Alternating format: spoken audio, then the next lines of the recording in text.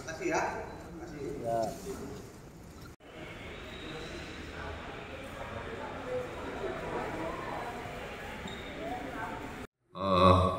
Dalam perkara ini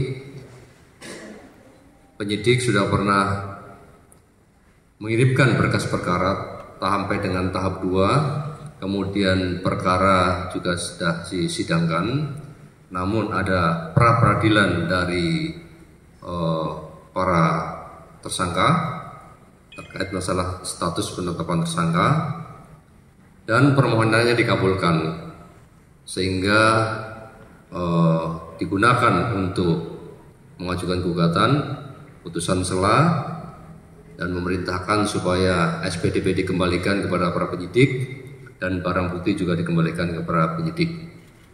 Kemudian sebagaimana dengan proses hukum tersebut, penyidik melakukan rekonstruksi ulang perkara ini. Kemudian kita lakukan proses penyidikan dari awal dan melakukan pemeriksaan terhadap para saksi dari korban 5.000.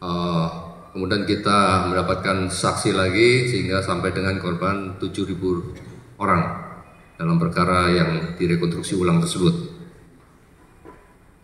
Dari perkara ini akhirnya terbit kita menjadi yang awalnya hanya 10 laporan polisi menjadi 15 laporan polisi, yaitu LP 002, LP 346, LP 422, LP 497, dan kita sudah melakukan pemeriksaan kepada para saksi termasuk dokumen-dokumen, bukti transaksi maupun bukti-bukti lain, pemeriksaan ahli baik dari Bapepti, ahli pidana. Ya, kita juga sudah melakukan pemeriksaan pada saksi-saksi yang terkait untuk mencocokkan supaya dokumen-dokumen yang menjadi barang bukti itu memiliki nilai sebagai alat bukti. Dengan nilai sebagai alat bukti, maka cukup bukti terhadap para terlapor yang kita tetapkan menjadi tersangka menjadi 15 tersangka yang terdiri dari 14 orang dan 1 korporasi yaitu PT SMI. Perlu kami sampaikan bahwa dalam perkara ini persangkaan yang kita persangkakan kepada para tersangka yaitu pasal 105 dan atau pasal 106 Undang-Undang Nomor 11 2020 tentang Cipta Kerja, perubahan atas Undang-Undang Nomor 7 Tahun 2014 tentang Perdagangan, dan atau pasal 378 KUHP dan atau pasal 372 KUHP dan atau pasal 3, pasal 5, pasal 10 Undang-Undang Nomor 8 Tahun 2010 tentang Pencegahan dan Pemberantasan Tindak Pidana Pencucian Uang.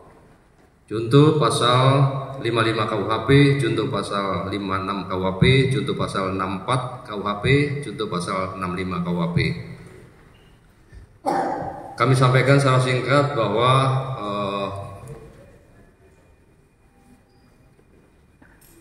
dari hasil penyidikan kita telah menetapkan 15 tersangka tadi. Kemudian kita lakukan penahanan terhadap 9 tersangka. 2 orang tidak dilakukan penahanan dengan alasan kondisi kesehatan yang sakit keras. Sementara yang 3 orang tersangka masih kabur ke luar negeri dan telah diterbitkan red notice, tidak bekerja sama dengan divisi Ubinter dan Interpol. Namun tetap akan dilakukan pengejaran kepada yang bersangkutan.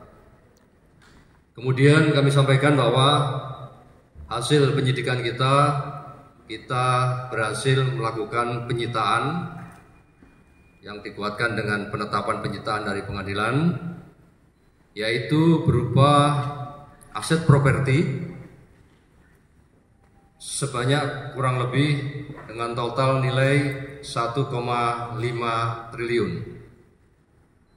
Kami ulangi, kita telah melakukan penyitaan yang dibuatkan dengan penetapan penyitaan dari Pengadilan Negeri dengan total nilai kurang lebih 1,5 triliun yang terdiri dari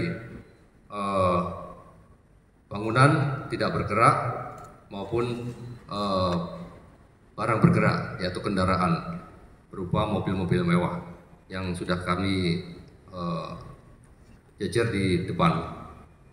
Kemudian selain itu juga ada kita sita berupa uang tunai sekitar 52,5 miliar yang saat ini sudah kita pindahkan ke rekening Escrow Barreskrim.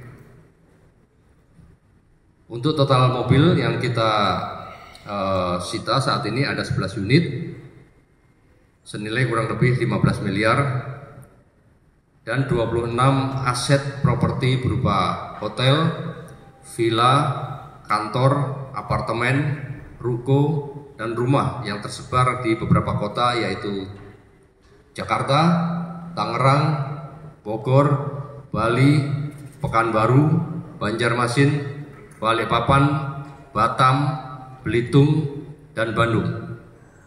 Total nilainya sekitar 1,5 triliun yang seperti kami sampaikan tadi.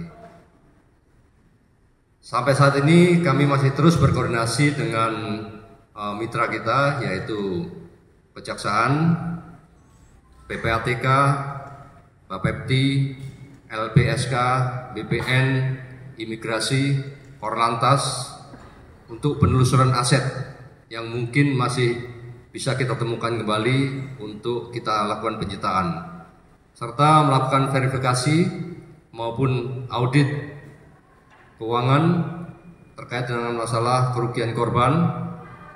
Kemudian kita lakukan pencekalan terhadap para tersangka maupun tindakan-tindakan hukum lainnya yang menjadi kewenangan kami.